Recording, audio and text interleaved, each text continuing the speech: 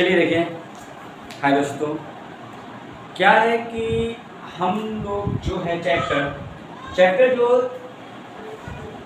2 यानी चैप्टर 2 हम लोग क्या है कि हम लोग स्टार्ट किए हैं। चैप्टर 2 में एक्सरसाइज 2.1 हम लोग का हो चुका है। आज हम लोग क्या है एक्सरसाइज यानी चैप्टर 2 में एक्सरसाइज 2.2 हम लोग क्या है आज हम स्टार्ट करेंगे।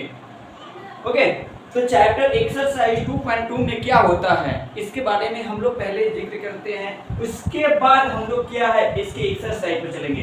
पहले हम देखेंगे पहला स्टेप में हम लोग को क्या कोशिश करना है कि एक्सरसाइज चालू करने से पहले आपको कुछ बेसिक पॉइंट आपको जानना बहुत ज़रूरी है, क्योंकि आप एक्सरसाइज तो हम बताने तो बहुत जल्दी इसमें हो जाएगा, लेकिन आपको क्या है माइंड में सेव नहीं हो पाएगा।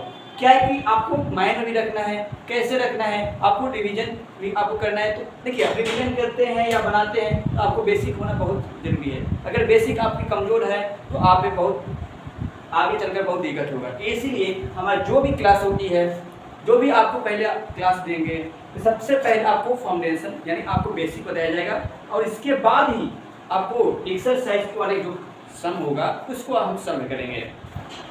ओके, तो इसमें क्या होते हैं, सबसे पहले इसमें आपको एक्सरसाइज 2.2 में आपको क्या है जो कि पोलिनोमियल जो है, आप इसमें पोलिनोमियल में क्या होते हैं, हमारे पास इंग्लिश मीडियम में जो है बुक अवेलेबल नहीं है, कोई बात नहीं।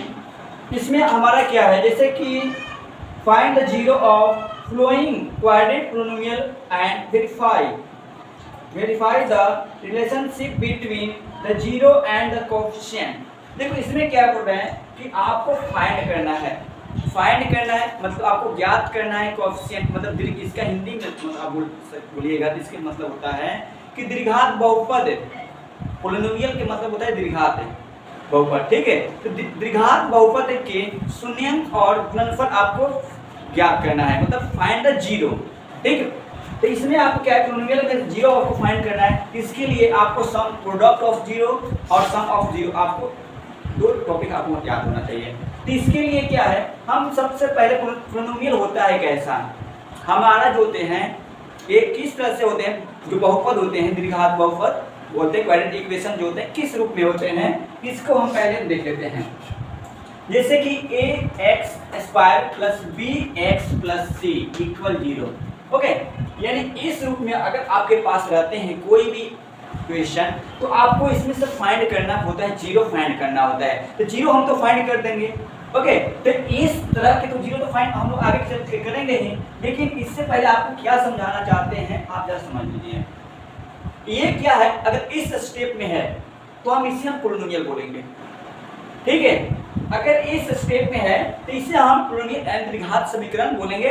अगर इस स्टेप में नहीं है तो हम क्या बोलेंगे, द्विघात समीकरण नहीं बोलेंगे, ठीक है। तो यानी पोलिनोमियल एक क्वाड्रेटिक पोलिनोमियल जिसे बोलते हैं क्वाड्रेटिक इक्वेशन बोलते हैं। तो इसमें से क्या चीज का होना अति आवश्यक है, मतलब बहुत ज्यादा जरूरी है। इस नंबर में से कौन से नंबर को ना होना बहुत भी हो तो हम वो क्वाड्रेटिक पोलिनोमियल हो सकता है। देखिए, अगर इस हमारा जो नंबर दिया गया है यहाँ पर एक इक्वेशन जो बनाया गया है, इसमें से अगर ये वाला है और ये दोनों में से कोई भी ना हो या दोनों ना हो तब पर भी ये हमारा पोलिनोमियल होगा। ओके, अगर हम बोलते हैं x² है ये हम बोलेंगे कि हाँ ये पोलिनोमियल है बाबू, ठीक है। कौन सी क्वाड्रेटिक पोलिनोमियल है, मतलब द्विघात समीकरण है।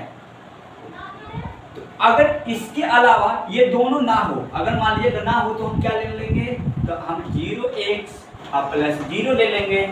ओके, अगर नहीं दिया है तो हम इससे 0 ले लेंगे, और 0 लेंगे तो 0 × x 0 0 0 0, कोई काम चेंजिंग नहीं हुआ। लेकिन हमारा जो देखो यहाँ पर इस स्टेप में हो गया का a की जगह a, b की जगह 0, c की जगह 0। ओके, तो हमारा होना अति आवश्यक है ax का।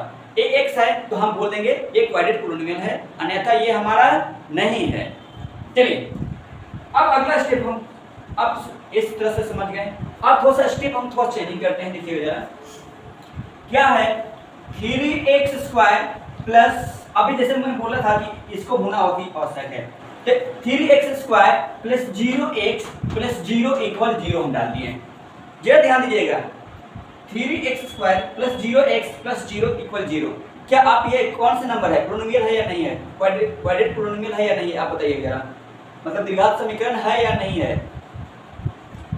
तो आपको देखो बाबू क्या है, क्वाड्रेटिक पोलिनोमियल का मतलब होता है कि इसकी पावर जो होते हैं, पावर जो बोलते हैं, घात जो बोलते हैं हिंदी में, ये क्या 2 होना चाहिए। कितना 2, इसकी पावर जो है 2 है, तो आप निश्चिंत होकर, बेफिक्र होकर आप पोलिनोमियल इक्वेशन आप लिख सकते हैं। ओके, चलिए, तो यानी आपको मालूम चल गया, ये आप पहचान सकते हैं कौन पोलिनोमियल है कौन नहीं है, क्वाड्रेटिक पोलिनोमियल है या नहीं है।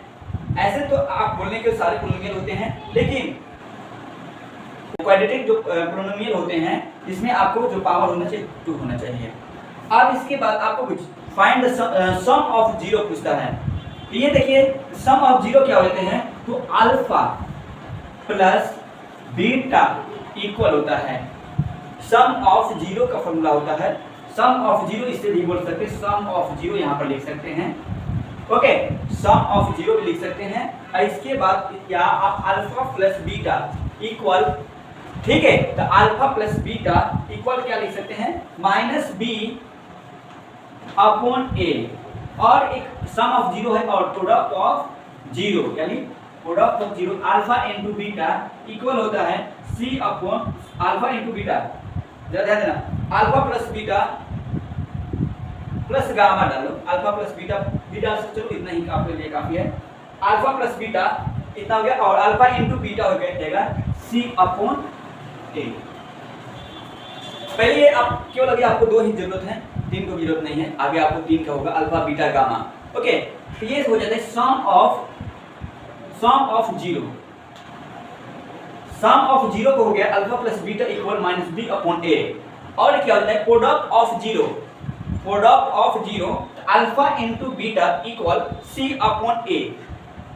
जरा ध्यान दीजिएगा, आप प्रोडक्ट ऑफ 0 मतलब बहुपद के गुणनफल, दीर्घात बहुपद के से हम बोलेंगे, दीर्घात बहुपद की योगफल कितना होता है -b/a, दीर्घात बहुपद के योगफल, इसके सम के मतलब योगफल, मतलब इसके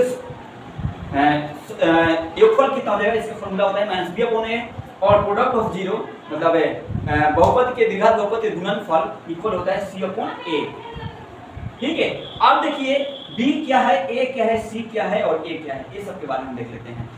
जो ये हमारा होता है b, आप यहाँ पर लिखे हैं b बाबू, जरा ध्यान दीजिएगा, b लिखे है ना, यानी x का कांस्टेंट जो वैल्यू होता है, x है हमारा, x का कांस्टेंट क्या है, b है, यानी x का कांस्टेंट जो होगा वो हो जाएगा b होगा, और क्या है a क्या है, x² के कांस्टेंट वैल्यू कितना है जो रहेगा वो हमारा हो जाएगा a होगा, यानी x² के कांस्टेंट जो वैल्यू होगा वो हो जाएगा हमारा a हो जाएगा। c क्या है, c आपको कांस्टेंट नंबर होता है जो यहाँ पर आपको दिया गया है c, और ये सेम है a x² के कांस्टेंट वैल्यू। अब यहाँ से बात आती है, ये आप समझ गए, ये क्या है अल्फा बीटा, ये क्या है, ये तो समझ गए, ये अल्फा बीटा क्या है, देखो अल्फा बीटा क्या है, जब भी आप क्वाड्रेटिक इक्वेशन में आप फाइंड करिएगा 0 का, तो 2 वैल्यू आपको निकलेगा, कितने, 2 वैल्यू। कभी भी क्वाड्रेटिक इक्वेशन में आप फाइंड करिएगा आंसर, तो आपको 2 आंसर निकलेंगे, तो जिनमें से एक आंसर को अल्फा और एक आंसर को बीटा मानना है। ओके, जैसे कि x² यहाँ पर है ना पावर 2, इसके मतलब आपको 2 आंसर निकलेंगे, एक कोई को आप अल्फा मान लीजिए और कोई को बीटा मानना है, जो आपको आगे हम लोग समझेंगे। ओके, अब साइन है, साइन को अब याद रखना पड़ेगा आपको, याद कर लीजिए, आपको याद हो गया होगा, alpha plus beta some of 0 equal -b/a, और alpha into beta equal C/A। Okay, अब चलते हैं धीरे धीरे आप अपने अगला स्टेप पे। ठीक है, आज के लिए है, आपको जितना बताया गया है उसका आप रिवीजन कर लीजिए, और अगला नेक्स्ट वीडियो में हम एक्सरसाइज 2.2 को हम सॉल्व करेंगे। आप क्या है कि रिवीजन कर लीजिए, और सारे फॉर्मूला को बेसिक को आप समझ गए होंगे, तो नेक्स्ट वीडियो में हम एक्सरसाइज 2.2 के हर एक सम को हम सॉल्व करेंगे। ओके, आई होप कि आप समझ गए होंगे।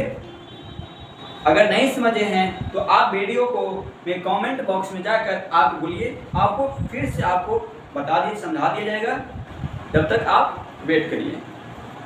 Thank you.